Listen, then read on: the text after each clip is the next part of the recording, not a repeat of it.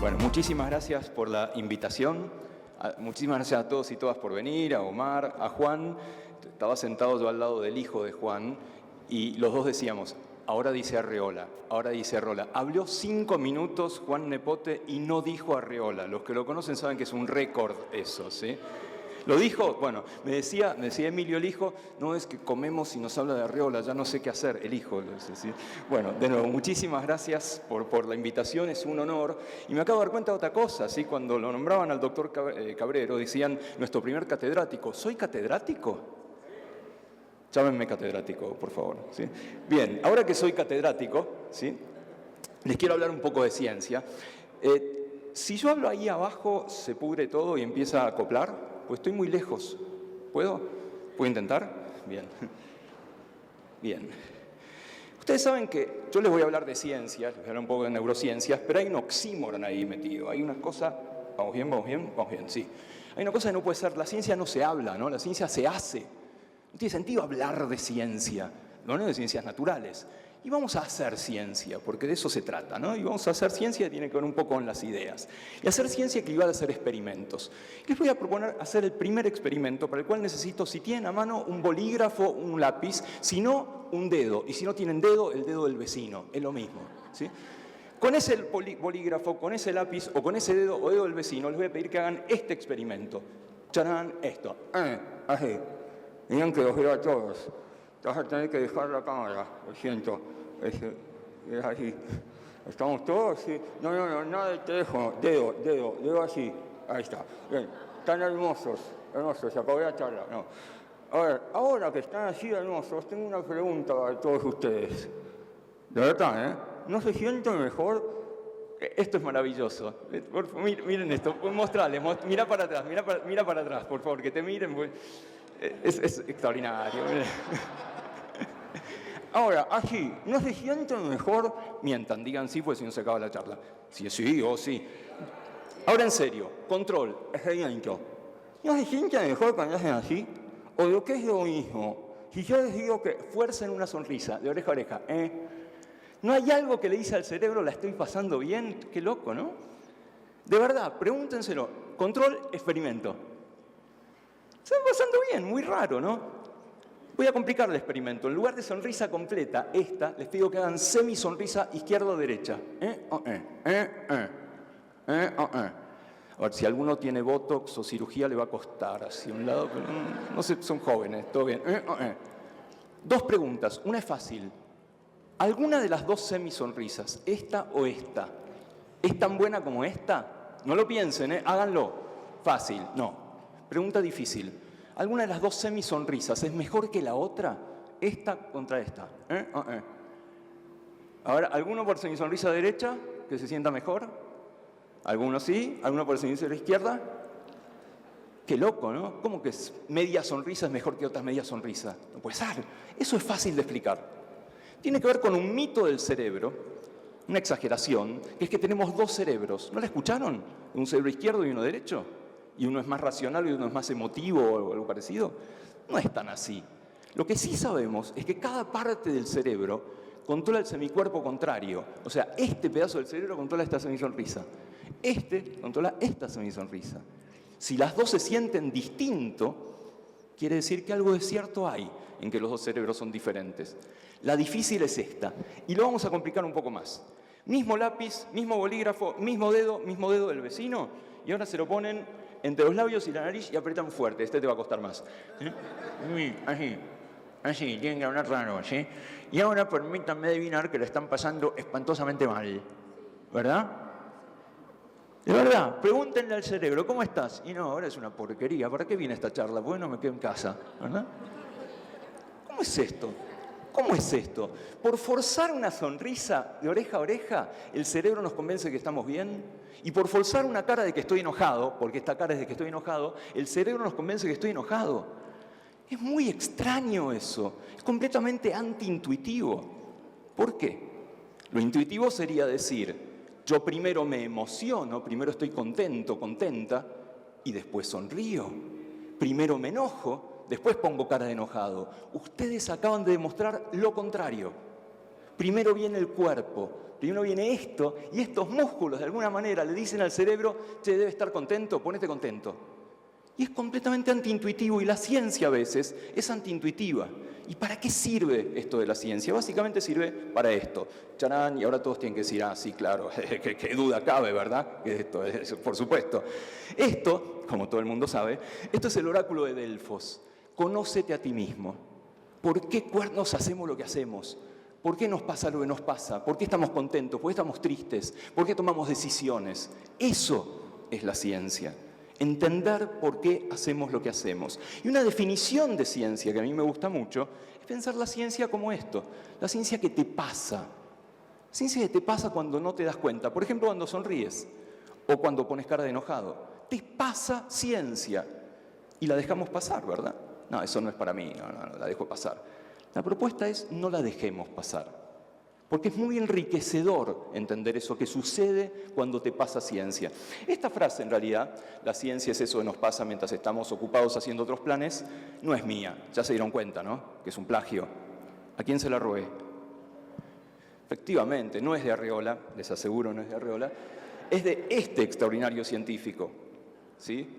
1980, el año que lo mataron por todo lado, John Lennon sacó su último disco, ¿sí? Y hay una canción en ese último disco que le dedica a su hijo, a John Lennon, Sean Lennon, donde le dice, che, hijo, la vida es eso de te pasa mientras estás ocupado haciendo otros planes. Obvio, ¿no? La vida te pasa, no te das cuenta. Propuesta, la ciencia también te pasa. No la dejemos pasar. ¿Por qué? Porque es muy rico no dejarla pasar. Uno piensa, no, es un plomo, le quita belleza al mundo, le quita magia al mundo entender todo. Uno quiere tirarse en el pasto a mirar las estrellas y viene un astrónoma y se pone a hablar de las elipses y las supernovas. No, déjame vivir, déjame disfrutar. Y es lo contrario. Entenderlo es profundamente bello, es profundamente mágico entender la ciencia. Entonces, a ver, ¿qué podemos hacer nosotros, quienes hacemos ciencia? Porque la gente piensa eso, la gente piensa entender algo científicamente, le quita magia, le quita belleza. Primero y principal, contar lo que hacemos, hacer cátedras del futuro. Contar lo que hacemos como parte de lo que hacemos. No importa si no leen, no se preocupen, yo se los cuento. Contar lo que hacemos como parte de lo que hacemos. Parece un trabalenguas, ¿verdad? No es un trabalenguas. Los científicos no consideramos que contar lo que hacemos sea parte de nuestro trabajo. Y es parte de nuestro trabajo. Algunos mucho, otros poco, otros muy poquito, pero es parte de nuestro trabajo. ¿Qué más? Bueno, tenemos una eterna lucha del bien contra el mal, ¿no? O sea, de la ciencia contra el periodismo. ¿Sí? No nos queremos nada. Y no es cierto eso, ¿sí? Tenemos formas de interactuar entre ambos, ¿sí? México tiene una tradición de periodismo científico, varios países latinoamericanos también, pero tenemos mucho de trabajar al respecto. ¿Qué más? Ir a la comunidad. ¿Cuántas veces un científico, una científica va a la escuela, va al club del barrio, va al café a hablar con los amigos? Muy poco. Y por supuesto, sí, lo otro que tenemos que hacer es aceptar invitaciones de la Cátedra del Futuro y ser catedráticos. Díganme catedráticos, ¿sí?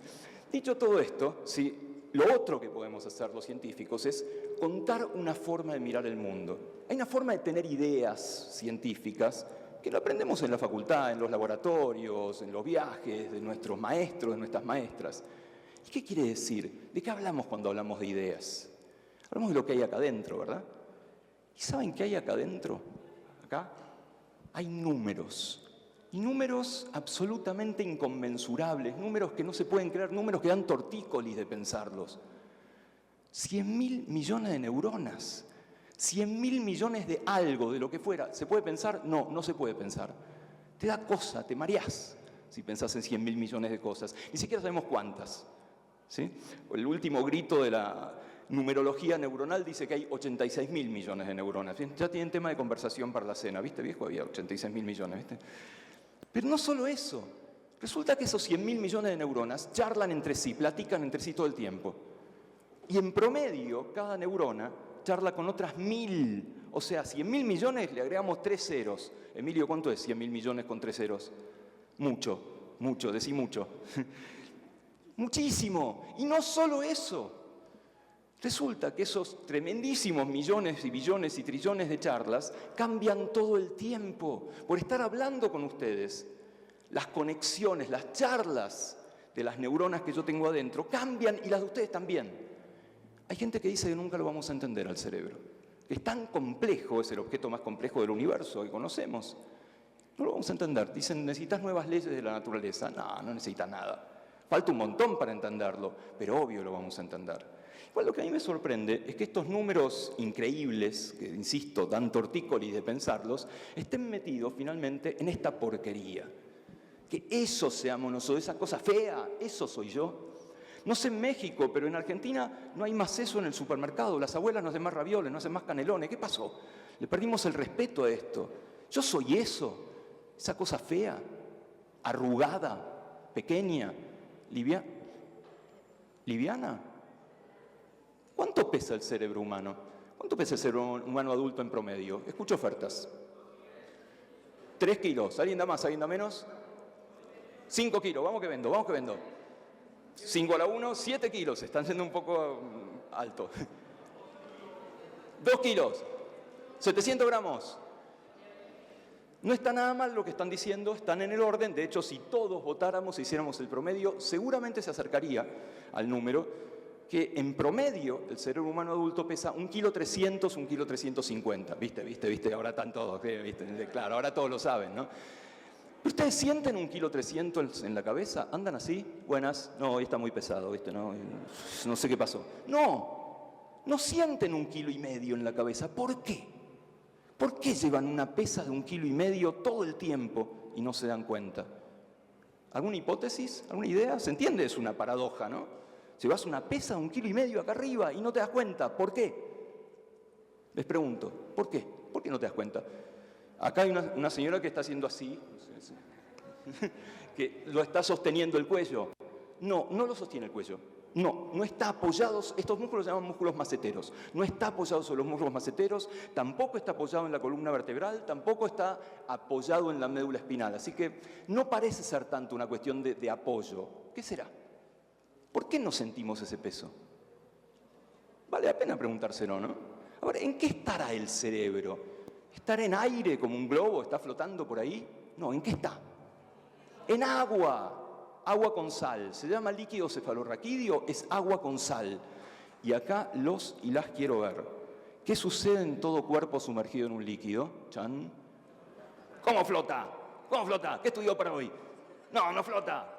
No flota. Tira una cosa pesada a una piscina, a una alberca y se hunde. No flota. Todos tendrían que estar diciendo a esta altura, eureka. Eureka. ¿Les suena eureka? Todo cuerpo sumergido en un líquido recibe un empuje de abajo hacia arriba. ¿Quién lo dijo?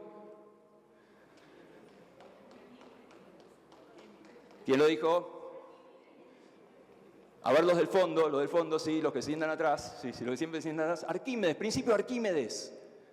Vos sumergís el cerebro en agua y el agua lo empuja para arriba. Estoy simplificando las cosas. Tal vez por eso nos parece de pesa menos. Tal vez, no sabemos por qué. Pero me voy a meter en problemas. Yo solo, nadie me llamó. Ese 1,3 kg, ¿será el peso del cerebro de un hombre o de una mujer? Chan. De pronto todos están mirando su teléfono. No sé. ¿Preguntó algo? No, que yo no. Les digo, es de un hombre. 1,3 kg, 1,300 kg es el de un hombre. ¿Y el de la mujer cuánto pesará? A ver, ¿quiénes piensan que el de la mujer pesa más? Vamos, señora, vamos. Más arriba la mano, con orgullo. ¿Quiénes piensan que el de la mujer pesa menos?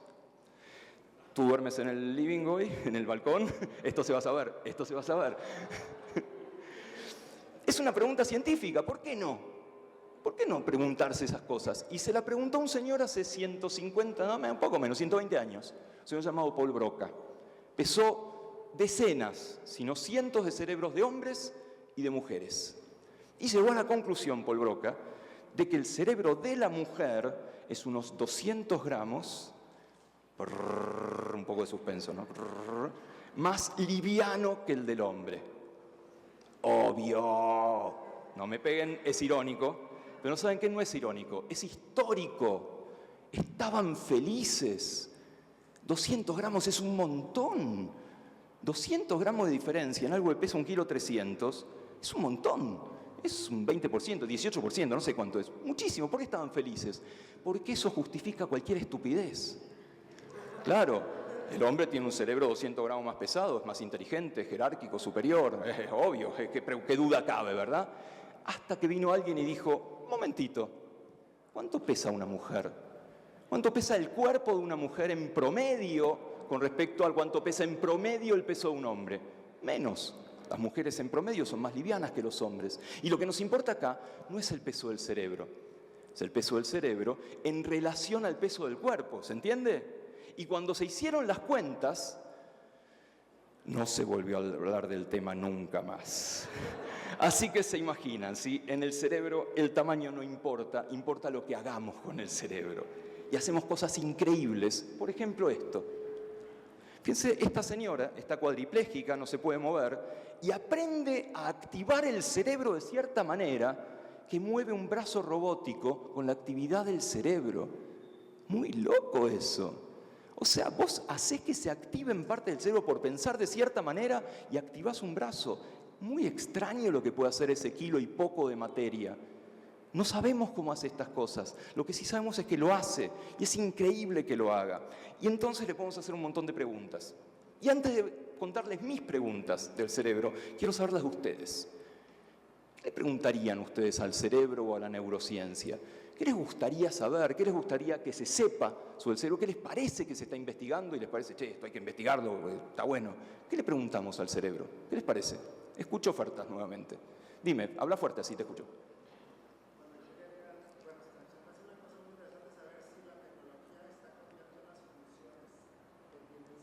Pregunta, la repito, si la tecnología está copiando las funciones que tiene el cerebro. Cambiando, perdón, no te había escuchado, cambiando, o sea, por ejemplo, el uso de tecnología, los celulares, o si usar Google Maps, por ejemplo, cambia la forma de las neuronas que sirven para orientarse. Gran pregunta y ahí está abierta la investigación. Algunos dicen que sí, otros que no. ¿Sí? Dime. ¿Por qué tenemos déjà vus? ¿Sí? Plural extraño, ¿no? Déjà vus, déjà vuses. Cosa rara. Déjà vu es esa sensación que uno tiene de recordar algo, pero como si ya lo hubiera vivido, pero no sabe cuándo lo vivió. No es una memoria. Una memoria uno sabe, le pone nombre, le pone etiqueta. Yo estuve aquí, yo conozco a esta persona. Es cuando entras a un lugar y decís, yo estuve acá, pero no estuve, pero sí estuve, pero no estuve. Hay gente que tiene déjà vus o déjà vus permanentes. Todo el tiempo está pensando, yo esto ya lo viví. Es tremendo, tremendo, ¿sí? No sabemos por qué. ¿Alguna más? Dale, fuerte. ¿Qué función tienen los sueños? ¿Sí? Tremenda pregunta. A ver, yo trabajo en sueño, ¿sí? Trabajo en sueño y las preguntas del sueño son ¿por qué dormimos? ¿Cuánto dormimos? ¿Cuándo debemos dormir? ¿Cómo dormimos? ¿Por qué soñamos? Y ¿sabes qué? Tenemos respuesta a todas esas preguntas. Es sorprendentemente sencilla. La respuesta a todas esas preguntas sobre el sueño son 2 palabras. Ni idea. Toma. Momento. Algo tan obvio como el sueño, los sueños no lo conocemos, no. Y es maravilloso eso, porque nos convierte a todos en sueñólogos. Todos podemos hacer ciencia del sueño, estudiando qué pasa con nuestro sueño, el de nuestra familia, nuestros amigos, nuestras mascotas, y eso es hacer ciencia. Los sueños son eso que te pasan mientras no te das cuenta, y eso es la ciencia. Sabemos un poco más de eso y cuando dé mi segunda cátedra del futuro, como catedrático experimentado, les hablo sobre el sueño y los sueños. Les cuento algunas preguntas que a mí me interesan, o no que a mí, que a mucha gente le interesan, sobre la neurociencia. Primera gran pregunta, ¿dónde están las cosas en el cerebro? ¿Dónde están guardadas las cosas? ¿Hay cajas? ¿Hay lugares de...? Seguramente, no sé si llegan a ver, pensé se veía ahí, no sé si llegan a ver una cabeza ahí como dividida en sectores. Eso era muy famoso hacia el siglo XVIII. Había un señor que se llamaba Franz Gall que decía eso. En el cerebro las cosas están divididas en cajas. Hay una caja de la bondad, una caja de la violencia, una caja de la moral. Y Gall iba un poco más allá. Decía, si uno es muy algo, la caja de ese algo crece. Si uno es muy bueno, la caja de la bondad en el cerebro crece. Y si uno es recontra bueno, la caja de la bondad crece tanto que le deforma el cráneo y le sale un chichón de bondad.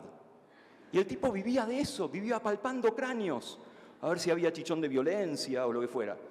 Una estupidez, no tiene sentido. Entonces pasamos completamente a lo contrario. No, en el cerebro las cosas no están en lugares, están por todos lados. Y hoy estamos en el medio. La hipótesis es que hay cosas más distribuidas, cosas más localizadas, etc. Pero sigue siendo una pregunta: ¿dónde están las cosas guardadas? Segunda gran pregunta, entre muchas otras, la conciencia. ¿El cerebro genera conciencia? Conciencia de yo sé que estoy vivo, tengo conciencia, estoy vivo. Me pincho acá en la mano y me duele. Veo un color, ¿sí? Veo este azul, ¿y qué es ese azul en mi cerebro? ¿Qué es el azulismo? No sabemos, es la gran pregunta de la neurociencia, que es la conciencia, cómo el cerebro tiene conciencia del mundo. También nos importa mucho saber qué pasa cuando las cosas andan mal. Cuando el cerebro anda mal, como le pasaba, por ejemplo, a este señor, ¿sí? Que seguramente lo conocen, ¿sí? Ícono de la ciencia, Stephen Hawking, ¿sí? Pero ¿por qué es famoso Stephen Hawking? Porque apareció no una, no dos, sino 3 veces en Los Simpson. Y la tercera vez, Homero lo recibe diciendo: oh no, ese maldito lisiado otra vez. ¿No es maravilloso para recibir a Stephen Hawking? ¿Qué le pasaba a este señor? Se le morían las neuronas que le daban de comer a los músculos. Por eso es una enfermedad amiotrófica, ¿no? A es no, mio es músculo, trófico es dar de comer. Se mueren las neuronas, se mueren los músculos. Y no sabemos cómo recuperarlos. No sabemos cómo volver a darles vida a esas neuronas. Por eso nos interesa tanto. También avanzó mucho la tecnología de esto, ¿sí? La tecnología para ver el cerebro, y seguramente ustedes hayan visto este tipo de dibujitos del cerebro, aparecen mucho en los medios, en los diarios, en los periódicos, cerebros con colores, ¿no? Eso es revolucionario, porque podemos ver el cerebro desde afuera. Históricamente no era así. Históricamente uno tenía la hipótesis de que tal área del cerebro tenía tal función. ¿Qué hacía? Abría el cráneo, sacaba ese pedacito de cerebro y veía si se perdía la función. Bueno, ahí se te perdía el paciente, ¿no? O la rata o lo que fuera. No era muy limpio. Hoy podés verlo desde afuera. Y esto realmente revoluciona la neurociencia. También hay algunos mitos que se están cayendo, ¿sí? Por ejemplo ¿por qué De vuelta en el paraíso? Mi generación, y no sé si varios de ustedes, aprendimos que en el cerebro adulto no hay nuevas neuronas.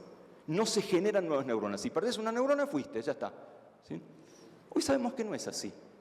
Que sí hay nuevas neuronas, hay neurogénesis en el cerebro adulto y durante toda la vida se generan neuronas nuevas, no sabemos cómo ni por qué. Cuando lo sepamos, es la cura para las enfermedades neurodegenerativas, ¿no? Es la cura, muchas gracias Juan, es la cura justamente para Stephen Hawking, entre otros, para Alzheimer, para el Parkinson, entender cómo hacer que una célula que no sabe quién es, la convenzamos de que se convierta en una neurona. Y la otra la voy a dejar para dentro de un ratito, ¿sí? Volvamos a esto de las ideas, ¿sí? A esto de compartir ideas. Parece raro, ¿no? Hablar de ciencia e ideas. Las ideas no son cosa de los creativos, de Mad Men, por ejemplo, o de los filósofos o de los artistas. ¿Hay una ciencia de las ideas? ¿Realmente se puede estudiar científicamente? La respuesta es sí. Pero si volvemos al principio de que ciencia es cualquier verdura, ¿sí? Si hay una ciencia debe ser un plomo, debe ser aburridísima. No, no lo es. Es muy interesante esta ciencia de las ideas y cómo estamos empezando a comprender de qué se trata. Primero, vayamos a ver qué quiere decir idea. Idea quiere decir ver. Idea viene del griego de eidos, ¿sí? Y quiere decir yo vi. Y eso es una idea, ¿no? Cuando ves algo por primera vez que antes no habías visto vos y tal vez otras personas tampoco. Y hay algunas metáforas de esta forma de entender las ideas que son maravillosas. Hay una película bellísima, basada en un libro bellísimo, algunos de ustedes la habrán visto, se llama 2001, una odisea espacial, de Arthur Clarke, la película de Stanley Kubrick, y hay una escena, la primera escena de la película, por si no la conocen, lo van a ver medio de lejos acá, es esta. Este chimpancé se llama Moonwatcher, o sea, el mirador de la luna es el personaje que le pone Arthur Clarke. Y en un momento, no se ve bien, está muy oscuro, pero está mirando huesos. Y mira para arriba, mira para el costado, y le cambia la cara porque ve algo, ve una idea. No les voy a spoilear qué idea es, pero ese momento de la película es la ciencia de las ideas. Es qué pasa para que veas algo distinto. ¿Cómo llegamos a ver lo que nadie vio? O por ahí algo diferente a lo que otros vieron, ¿sí? Como no se ve, lo voy a pasar de lado, ¿sí? Entonces, de nuevo, ¿qué quiere decir ver desde el cerebro, desde la neurociencia? Quiere decir pasar por algo que podríamos llamar las puertas de la percepción, ¿sí? Las puertas de la percepción llamado así, obviamente, en homenaje a este señor. ¿Y quién es este señor? Cuidado con lo que dicen, cuidado con lo que dicen. Si alguno dice Andrés Calamaro, se va inmediatamente, ¿sí? Este señor es Jim Morrison, era Jim Morrison. ¿Saben quién era Jim Morrison? ¿Quién no sabe quién era Jim Morrison? ¿Qué barbaridad? Así está el país, así está el mundo, ¿ven? Jim Morrison tenía una banda en California llamada The Doors, Las Puertas. ¿Por qué se llamaba Las Puertas? Por un libro. Se lo tomó prestado el nombre de Las Puertas a un libro de Aldous Huxley. Aldous Huxley, que escribió Un Mundo Feliz, que tal vez algunos hayan leído en la prepa, justamente, ¿sí? Es un libro en el cual Aldous Huxley cuenta sus aventuras con una droga alucinógena. Pero así como Jim Morrison le tomó prestado el nombre a Huxley, Huxley también lo tomó prestado de un poeta, los llamados poetas malditos. Y este poeta se llamaba William Blake, y dijo algo increíble. Dijo, si las puertas de la percepción se abrieran, todo le aparecería al hombre como es, infinito. ¡Chan! ¿No están temblando? ¿No se están haciendo pis? Lo dije mal, ¿no? Pruebo de nuevo, esperen. Si las puertas de la percepción se abrieran, todo le aparecería al hombre como es, infinito. ¿Ahora sí? Es tremenda esa frase. ¿Qué quiere decir? Que no sabemos cómo es el mundo. Sabemos lo que pasa a través de las puertas de la percepción. Las puertas de la percepción son los sentidos. Y los sentidos son mentirosos. Mienten todo el tiempo. Inventan cosas que no hay y roban cosas que sí hay. Con eso tenemos que entender el mundo. Eso es percepción para la neurociencia. Entender eso que está ahí afuera y cómo lo representamos aquí adentro. Todavía no sabemos cómo funciona. Empezamos a saberlo muy poquito, ¿sí? Entonces, dentro de esto de entender científicamente las ideas, hay un montón de mitos. Como el mito que yo les dije antes de las dos sonrisas, bueno, ese mito se transforma en un mito para las ideas. Que hay un área en el cerebro que tiene ideas y otra área que no. De hecho, que hay todo un pedazo del cerebro que tiene ideas. Este es Franz Gall midiendo cerebros. Y ustedes lo vieron esto, seguro que vieron un cerebro dividido en dos. Uno es creativo, uno es artístico, uno es abstracto, el derecho, según esta hipótesis. El otro es racional, concreto, aritmético, etc. Y es mentira, no es cierto. Tenemos un solo cerebro y funciona todo el tiempo intercambiando información entre las dos áreas. Este mito de que tenemos dos cerebros diferentes viene de experimentos con pacientes epilépticos a los cuales se les cortaba la conexión entre los dos hemisferios cerebrales. Se les cortaba algo que se llama el cuerpo calloso, que es lo único que une a los dos hemisferios cerebrales. Para que la epilepsia no estuviera en todo el cerebro, se cortaba eso. Entonces, nada, los pacientes seguían vivos, funcionaba bien, pero efectivamente empezaba a haber diferencias entre lo que pasaba a un hemisferio cerebral y al otro. Esto no quiere decir que un hemisferio tenga ideas y el otro no. Para algo tenemos un cerebro entero tan hermoso y tan maravilloso. Tampoco usamos el 10% del cerebro, usamos todo. No todo al mismo tiempo, pero claro que usamos todo. Evolutivamente no tendría sentido si no. El primer gran mito, esto. Hay un área y un pedazo del cerebro que tiene ideas y otro que no. Vamos a pasar esto de lado, ¿sí? Otro mito, ¿sí? Las ideas ocurren cuando el cerebro se prende y está activo, ¿sí? Cuando tomás un Red Bull, ¿sí? Y ahí, mirá las ideas que tengo. No, el cerebro nunca hace nada. Nunca está descansando el cerebro. Nunca está apagado, ni siquiera cuando dormís, ni siquiera cuando estás bajo anestesia. Siempre está haciendo algo. Y de hecho, esos momentos que te parece que el cerebro no está haciendo nada, lo que se puede llamar vagabundeo mental, no estás paveando por ahí por la calle, mirando el cielo, lo que fuera, muchas veces ahí ocurren las ideas. Quiere decir que ese momento en el cual el cerebro parece estar muy tranquilo, parece ser muy importante para la generación de ideas. Y vamos a volver sobre este tema, ¿sí? Otro mito. Las ideas vienen de la inspiración, de los sueños. Viene una musa y te sopla una gran idea al oído, ¿sí? Y entonces salís corriendo diciendo eureka porque viene una gran idea. Esto viene de algunas historias que les gusta mucho contar, valga la redundancia, a los historiadores de la ciencia. Les voy a contar 2 o 3 de estas historias. Primera historia tiene que ver con este señor, ¿sí? Uno de los héroes de la química orgánica, un señor llamado Kekulé. El chiste de los químicos es Kekulé y su hijito. Me van a sacar la cátedra, ya sé, ya está, me sacan la cátedra, perdón. Perdón. Bueno, disculpen la digresión. ¿Saben por qué me encanta este chiste? Porque ¿cómo se llama? Es asincrónico. Dentro de 10 minutos alguien va a decir, ¡oh! Kekulé y su hijito. Es maravilloso, van a ver qué va a pasar eso. Un catedrático no hace estas cosas, perdón. Colega catedrático, perdón. Kekulé tenía que descubrir la estructura de un compuesto llamado benceno, lo que está en los encendedores de cigarrillos, por ejemplo, y no la pegaba. Estudió un montón, hacía experimentos, hacía cálculos, y no encontraba, Kekulé, la estructura del benceno. Cuenta Kekulé en su diario que una noche soñó con un monstruo mitológico, que es ese que está ahí, la serpiente que se come la cola, el Ouroboros, o el dragón que se come la cola. Se despertó de ese sueño y dijo, claro, soy un tonto. Yo estaba tratando de encontrar el benceno como si empezara aquí y terminara aquí, si fuera lineal. Y si fuera redondo, si es un Ouroboros, si se come la cola, y efectivamente hizo los cálculos, y ese mismo día encontró la primera estructura redonda de la química orgánica, cíclica, como le dicen los químicos. ¿Será verdad? ¿Habrá soñado efectivamente con el Ouroboros? Ponele que sí, ¿por qué negarlo, no? Pero ¿qué es lo importante de la historia? Lo importante no es eso, lo importante es que haya interpretado el sueño, ¿verdad? Que haya soñado con eso y al día siguiente haya dicho, tal vez el benceno sea redondo. Cualquiera de nosotros sueña con el Ouroboros, se despierta y dice, vieja, me cayó mal la comida, no sé, cualquier cosa. No pensás en el benceno. Él sí. ¿Qué es lo importante de la historia? Algo que yo dije muy rápido. Que él venía trabajando en este tema. Venía trabajando obsesivamente en este tema, por eso pudo interpretar el sueño. Segunda historia, también de la química, de un ruso extraordinario llamado Dmitri Mendeleev. Sí, la tabla periódica, sí, les voy a hablar de eso. ¿Sí? Dmitri Mendeleev estaba obsesionado con encontrar un orden para el universo, orden para todo lo que se conocía. Era una especie de señor de los anillos. Quería una tabla para contenerlos a todos, Mendeleev.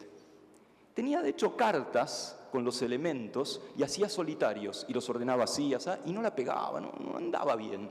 Cuenta Mendeleev que un día se quedó sentado en un sillón en su casa en San Petersburgo, medio se durmió frente al fuego, estaba dormitando, una cosa así, y de pronto las llamas del fuego empezaron a bailar y le empezaron a hablar a Mendeleev. Lo que no cuenta Mendeleev es la cantidad de botellas de vodka que tenía al lado del sillón, es un detalle que los historiadores pasan por alto. Y le decían, Dmitri, sos un gil. No, gil es muy argentino, sos un tonto. ¿Sí? Dmitri, sos un tonto, vos estás en ruso, por supuesto, le decían, ¿no? Vos estás tratando de encontrar una tabla para todos los elementos y no conocés todos los elementos. Hay elementos que todavía no han sido descubiertos. Tenés que hacer una tabla incompleta, una tabla con agujeros. Con lo cual, cuando se descubre un nuevo elemento, alguien va a venir y va a tener donde meterlo. Dicho y hecho, Mendeleev agarró sus cartas, las armó por peso atómico, no importa, lo que fuera, con agujeros en el medio, e hizo una tabla a prueba del tiempo, una tabla para todos los elementos. ¿Será verdad? ¿Le habrán hablado las llamas del fuego, del hogar a Mendeleev? Tal vez sí, ¿por qué negarlo? No es lo importante de la historia. Lo importante de la historia es que el tipo estaba obsesionado con encontrar esa tabla, por eso pudo mirar a las llamas. Último ejemplo de los sueños, ¿sí? El de, además del gran ladrón del sueño, ¿sí? El tipo que más densidad de patentes tiene en la historia, o sea, más cantidad de patentes por unidad de tiempo. Es el señor que inventó estas cosas, Thomas Edison. Edison cuenta en algún momento que cuando necesitaba una gran idea se iba a su sillón de los inventos, con algo en la mano que hiciera ruido y algo abajo que hiciera ruido cuando se cayera. Por ejemplo, un micrófono en la mano y abajo un plato. Y se quedaba dormido, se dormía una siesta. Cuando se quedaba dormido se le abría la mano, caía el micrófono, hacía un gran ruido, el tipo se despertaba con una gran idea, iba y la patentaba. Anda, Edison, no me jodas, no. Pero el tipo vivía de eso, vivía de modificar ideas para poder patentarlas. Por eso es que cuando dormía le podía aparecer algo. El asunto es cómo hacer esto, ¿no? ¿Cómo se hace esto de dormirse y tener grandes ideas o lo que fuera, ¿sí? Vamos a pasar esto de lado porque quiero llegar directamente a otro lado, ¿sí? ¿Cómo se hace esto? Bueno, uno puede buscar libros de autoayuda, por ejemplo, ¿sí? Como un tal Jorge Bucay, un escritor argentino, no demasiado recomendable, no se crean, pero vayamos a la ciencia. a buscar cómo se hace esto de pronto tener esas ideas. Y veamos algunos tips, comillas, científicos para esto. Primer consejo creativo, aburrirse, lo cual es completamente anticlimático, ¿no? ¿Cómo aburrirse? Es todo lo contrario. Tener ideas es lo más. Estás, tengo grandes ideas. No. Esto es un experimento en el cual se agarró un montón de gente, como si fueran ustedes. A la mitad se hizo un grupo control. Charlen entre ustedes, vean una película, lo que fuera. La otra mitad se aburrió. Y se aburrió sistemáticamente. Tenían que, no sé, copiar a mano la guía telefónica. Qué antigüedad la guía telefónica, por favor. Copiar a mano un libro muy gordo, si me permiten, ¿sí? Muy aburrido. Después de eso, se les pidió a los dos grupos que resolvieran un problema que requiere cierta dosis de creatividad para ser resuelto. Resulta que los que se aburrieron lo resolvieron más creativamente de los otros. Algo pasó en ese cerebro al aburrirse que permitió después tener una mirada más creativa. Guardemos esto, a ver si dentro de un rato le podemos dar más idea. Segundo tip científico de las ideas, cambiar el ambiente. O sea, hay cosas en el ambiente que nos van a promover más o menos creatividad. Esto es de laboratorio, no necesariamente ocurre en el campo, pero en este experimento se puso a la gente a resolver problemas creativos bajo distintas luces, luz blanca, luz roja, luz azul, etc. Y resultó en este experimento que la luz azul tendía a promover la creatividad. Aclaración importante, experimento de laboratorio, ¿sí? No cambie, director, todas las luces de la prepa por azul, no va a funcionar, no cambien todas las luces de su casa por azul, no va a funcionar, pero claramente el ambiente modifica cómo vemos el mundo y nos puede poner más o menos creativos. Tercer ejemplo, ¿sí? Vivir afuera. ¿Sí? Cuando uno se va a vivir afuera, ¿a ustedes les habrá pasado que vienen de otro estado o de otro país, o se van a vivir a otro estado o otro país? Hay un momento en que uno tiene que ser muy creativo, ¿verdad? Porque no conoces las costumbres, tenés que adaptarte a eso nuevo y te obliga a ser creativo. Este experimento es distinto. No se pide que la gente se vaya a vivir afuera, se pide que imaginen que vive afuera. Entonces yo les pido ahora, por ejemplo, saquen una hoja y hagan una composición tema Mi vida en Singapur. ¿Se imaginan cómo es vivir en Singapur? A qué hora se levantan, qué desayunan, cómo es la gente, lo de fuera. Después de esa imaginación, les pido que resuelvan un problema que requiere cierta creatividad. Resulta que lo resuelven más creativamente que un grupo control. Imaginarse que estás en otro lado, poner al cerebro en otro lado, de alguna manera te da creatividad. Voy a pasar lo que sigue rápido. Les decía hace un rato que hay momentos en que el cerebro parece que no hace nada. Y es mentira, está haciendo de todo. Cuando vos estás en una tarea que te insume muchísimo tu atención, estás haciendo un hobby, si les gusta trabajar con madera, o pintar, o leer, o jugar, o lo que fuera, y pasa el tiempo, ¿verdad? Pasa el tiempo y de pronto les dicen, estás hace horas haciendo esto, se te pasó la hora de la comida, o lo que fuera. Hay un psicólogo ruso, se llama Csikszentmihalyi, nombre raro, ¿sí? Csikszentmihalyi, que dice que eso se llama fluir, flow lo llama en inglés, y ese estado de fluir, que ocurre cuando perdés noción del tiempo, tiende a correlacionar con ser más creativos. En ese momento en el cual el cerebro está en otro lado, de pronto se te ocurren cosas distintas. Fíjense hacia dónde van los ejemplos, ¿sí? Ahora vamos a tratar de ponerlos todos en el mismo lugar. Ahora bien, esto también lo podemos estudiar en el laboratorio, ¿no? Y más allá de lo que diga ahí, ¿sí? Si yo les dijera, ¿en qué modelos, en qué animales estudiaremos la creatividad? ¿Qué bichos son creativos? ¿Qué les parece? Si yo quiero estudiar creatividad, ¿a quién busco? Las aves, podría ser en general, otros. Los monos, muy cercanos a nosotros. Sí, seguro, hay gente que puede decir los delfines, gente puede decir las mascotas, a veces son muy creativas realmente. Incluso modelos animales extrañísimos como los adolescentes se podrían llegar a utilizar, ¿sí? Pero ahí es muy peligroso, ¿sí? Ahí la cuestión ética se vuelve complicada. Hay modelos muy raros. Unos son estos, los cuervos negros de Nueva Caledonia, que estudia este señor, ¿sí? Alex Kaselnik, los estudia en Oxford, y por casualidad descubrió cosas extrañísimas. Por ejemplo, una cuerva llamada Betty. Fíjense lo que hizo Betty. A Betty le habían dado un gusano para comer, y Betty tenía hambre, en el fondo de un tubo. Y metía el pico y no podía comer, porque el pico no le entraba en el tubo. Y fíjense lo que hace, a ver si se llega a ver. Acá les presento a Betty. Betty falleció, lamentablemente. Y le dan un alambre, y Betty agarra ese alambre con el pico lo da vuelta, hace un anzuelo, mete ese anzuelo en el tubo, levanta la canasta donde está el gusano y se lo come. Solución tremendamente creativa en un cuervo. Y esto Betty lo puede hacer con un cerebro del tamaño de un guisante, de una arveja. Así que, compañeros, compañeras, hay esperanza. Si un cuervo es capaz de hacer eso con este cerebrito de nada, lo que podemos llegar a hacer nosotros, no tenemos idea de cómo hacen eso los cuervos. Por eso queremos estudiarlo. Seguimos con los consejos, ¿sí? Yo trabajo con un pedacito de cerebro que mide el tiempo y le dice al cuerpo qué hora es. Se llama el reloj biológico. Ustedes saben que hay personas más matutinas, ¿verdad? Personas que se levantan muy temprano y a la tarde ya están más cansadas o les cuesta más hacer las cosas, llamamos alondras en la jerga. Personas que les cuesta mucho levantarse a la mañana y recién a la tarde están un poco más activos, ¿sí? De hecho, hasta hay personas extremadamente matutinas que se levantan muy temprano o personas extremadamente vespertinas que no se pueden levantar hasta mucho más tarde. Y se ha dado el caso, y está reportado, el caso en el cual se conocen una alondra, un matutino extremo, con un búho extremo y se casan. En esa ocasión, obviamente, los hijos son un milagro. No hay forma de entenderlo, ¿sí? Pero si uno le pide a una persona matutina que elija a qué hora hacer cosas, ¿a qué hora saldrías a hacer ejercicio? ¿A qué horas darías un examen? Te va a decir a la mañana, obvio. Si uno se lo pide a una persona vespertina, va a decir lo contrario. Va a decir a la tarde, hacia las primeras horas de la noche, lo que fuera. Ahora bien, si uno le pide a esa persona, ¿a qué hora harías una tarea que requiere más creatividad? Resulta que es al revés. Resulta que es lo contrario. Los alondras, las personas matutinas, tienden a ser más creativas a la tarde, cuando no rinden tan bien, y los búhos, las personas vespertinas, tienden a ser más creativas a la mañana, cuando no rinden tan bien.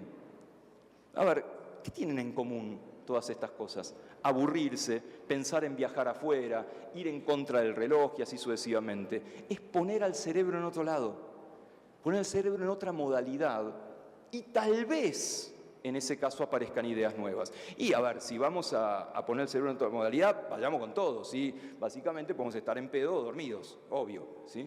Y funcionan. Esto lo voy a negar frente a la prensa. Apaga la cámara. No. Efectivamente, ¿sí? En experimentos de laboratorio recontra controlados, una dosis baja de alcohol también promueve cierta creatividad y el sueño también promueve cierta creatividad. Pero falta algo en todas estas herramientas. Falta el ejemplo Kekulé, el ejemplo Mendeleev, el ejemplo Edison. No aparecen de la nada las ideas. En todos los casos aparecen si uno se obsesionó con algo. Por lo tanto, ¿hay una receta de las ideas? Sí, la hay, y es muy sencilla. Es trabajo, trabajo, trabajo, disrupción. El trabajo solo no te asegura que te vaya a venir una idea maravillosa. Te asegura que sos dueño o dueña de un problema. La disrupción sola, menos que menos. Pero la combinación de ambas, por motivos que no conocemos, hace que se asocien distintas áreas del cerebro. Que se activaron mucho cuando te preparabas con el trabajo, pero te vas a dar una vuelta, salís a pasear, salís a un bosque, ¿sí? Vas a tomar algo con los amigos, te vas a dormir o lo que fuera, y en ese momento todas esas ideas previas de Kekulé, de Mendeleev, de ustedes, se asocian y generan ideas nuevas. Esto es relativamente reciente, ¿sí? esta idea científica o neurocientífica de entender las ideas. Y me lleva, voy a pasar esto rápido, a esto, a ideas que están de moda, ¿no? Y a eso le ponemos nombre, llamamos innovación. Vieron que ahora si no hablas de innovación sos un tarado, ¿no? Como que hay que hablar de innovación, todo el mundo tiene que ser innovador. ¿Qué quiere decir? Cuando se usa mucho una palabra empieza a perder significado, ¿no? Es como hablar de neuro, hay que hablar de neurotodo, neurofútbol, neurohelado, neuroescuela, lo que fuera.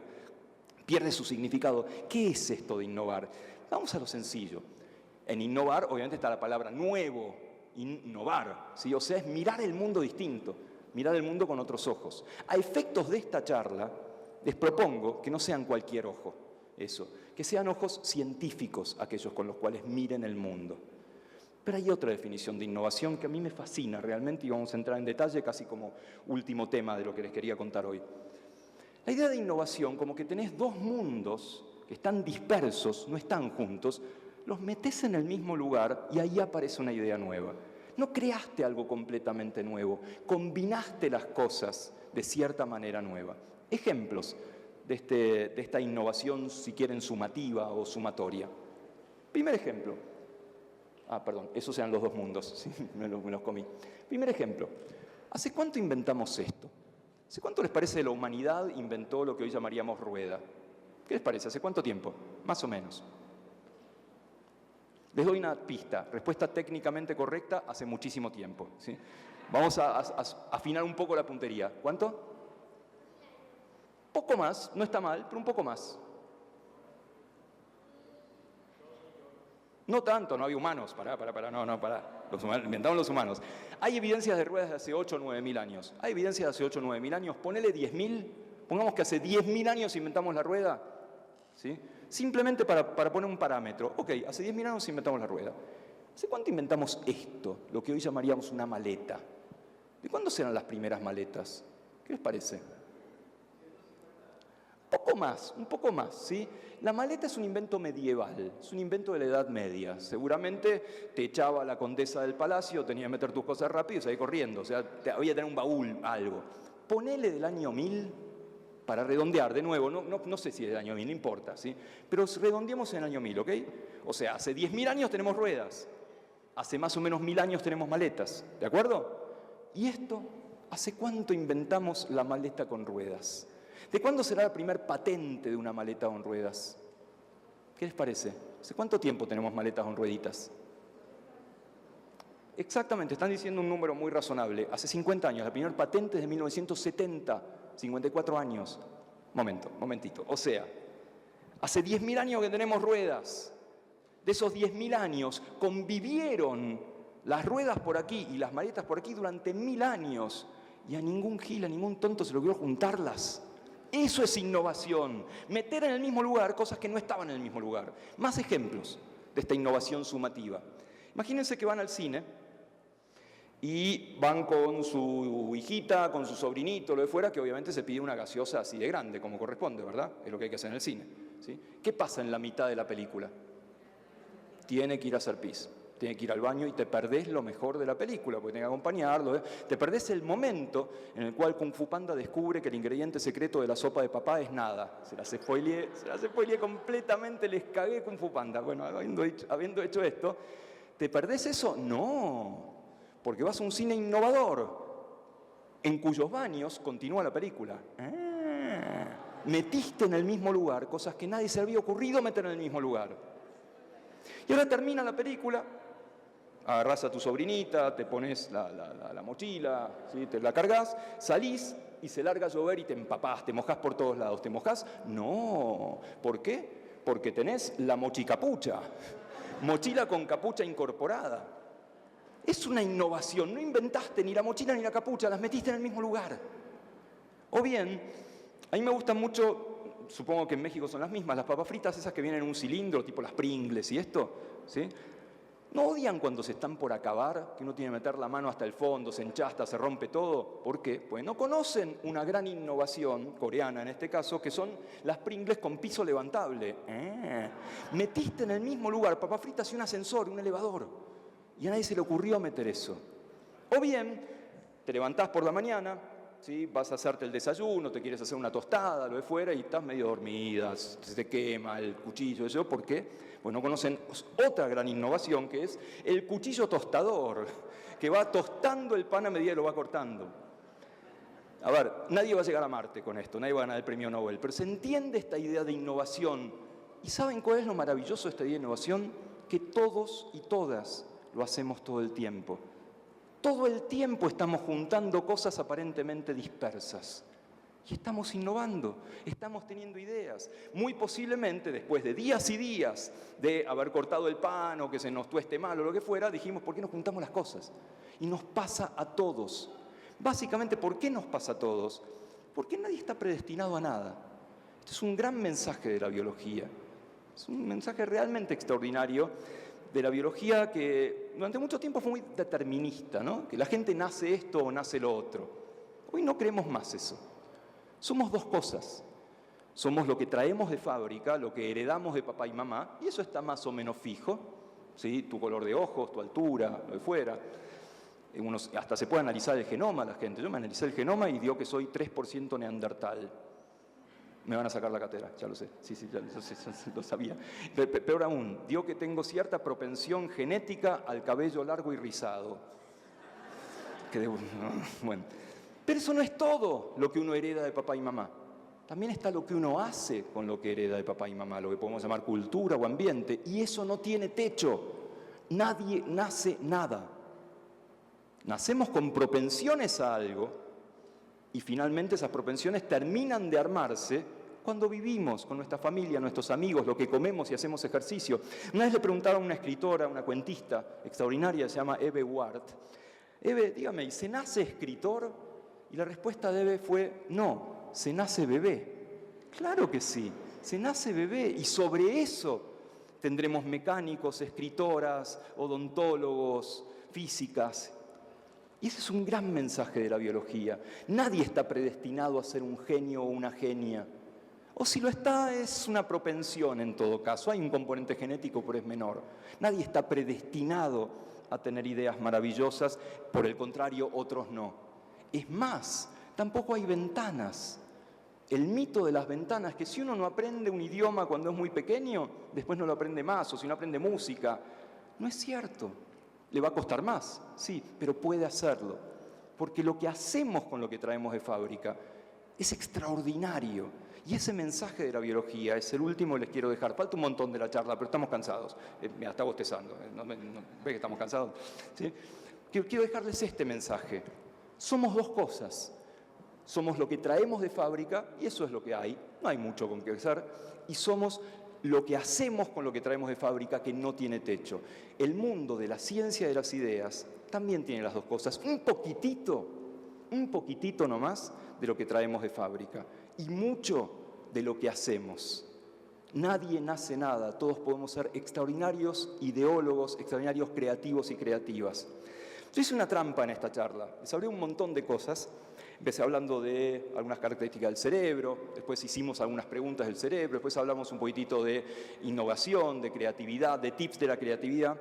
Y la trampa fue que en ningún momento les definí el cerebro. En un momento dije, el cerebro es esto, esto, esto y esto. ¿Saben por qué?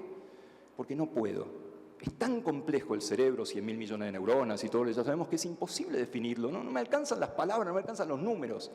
Y cuando los científicos no podemos definir algo, pedimos ayuda. Y pedimos ayuda a las personas que mejor pueden definir el mundo, que son los y las poetas. Entonces, para definir el cerebro, le pido ayuda a una extraordinaria poeta norteamericana que se llamaba Emily Dickinson, que definió el cerebro como nadie, diciendo, el cerebro es más amplio que el cielo y más ancho que el mar. Claro que sí, porque ahí entra todo. Ahí entran nuestras ideas, nuestra creatividad, nuestra innovación, nuestras decisiones y hasta una cátedra del futuro. Muchas gracias.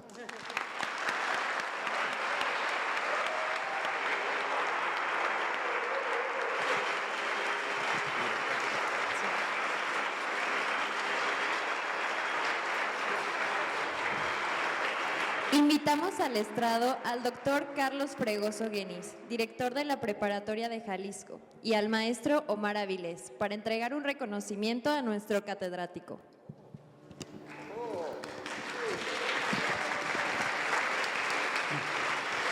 Muy buenas tardes, todas, todos. Me quito el antifaz, disculpen.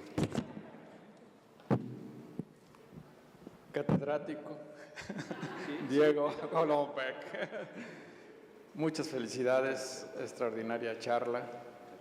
Es para la Escuela Preparatoria de Jalisco, nuestra emblemática Escuela de Jalisco de la Universidad de Guadalajara, una verdadera cátedra satisfactoria y sobre todo muy honrados porque nos abre un espacio que para algunos de nosotros, hablo a nombre mío, tenemos retos extraordinarios que si nosotros no estamos preparados nos pueden rebasar. Un ejemplo, la inteligencia artificial. Lo dejamos de tarea. Pero bueno, a lo que quiero llegar. Nos sentimos muy honrados, maestro Omar.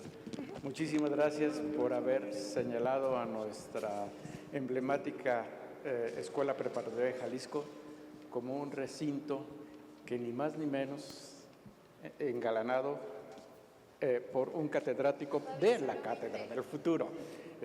Por favor, un aplauso, pero que se oiga bien, que se escuche bien.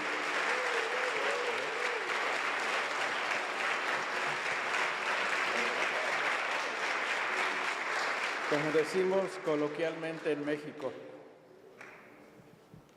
doctor, esta es su casa.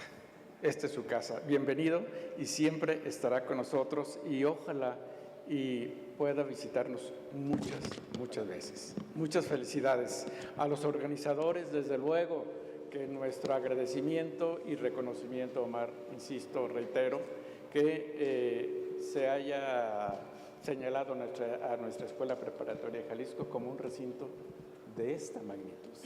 Muchas gracias.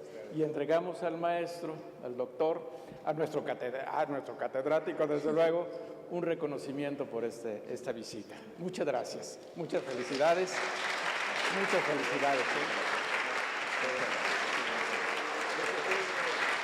entiendo. Oigan, y ya para terminar, yo quiero decir dos cosas. Bueno, le voy a preguntar después a Diego Golombek por qué se olvidan las cosas, porque hay dos cosas que yo debía haber dicho y no dije hace rato que estuve ahí arriba.